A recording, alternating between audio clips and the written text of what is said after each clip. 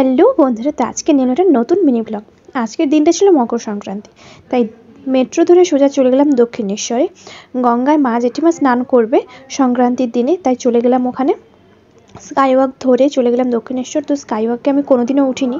দক্ষিণেশ্বর যখনই গেছি গাড়িতে গেছি, তো এই প্রথম মেট্রোতে গিয়ে স্কাইওয়াকে যাওয়া। তো স্কাইওয়াকের ভেতরে সুন্দর অনেক দোকানও রয়েছে, যা মন্দিরের যাবতীয় জিনিস কিনতে পাওয়া যায়, পুজোর জিনিস, এছাড়াও অনেক কিছু জিনিসই রয়েছে। তারপর ওখান থেকে চলে গেলাম মন্দিরের ভেতরে।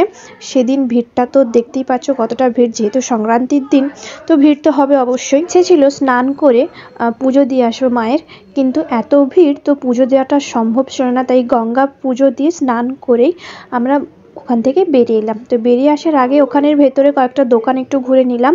ওখানের দোকান, মন্দিরের ভেতরেও পুজোর ডালি কিনতে পাওয়া যায়, আর এখানেও অনেক কিছু কিনতে পাওয়া যায়, খাবার থেকে শুরু করে ঠাকুরের জিনিস সব কিছুই কিনতে পাওয়া যাচ্ছে। তো তারপর ওখানে একটু ঘোরাফেরা করে খাওয়া দাওয়া সেরে চলে এলাম বাড়ি। তো আজকে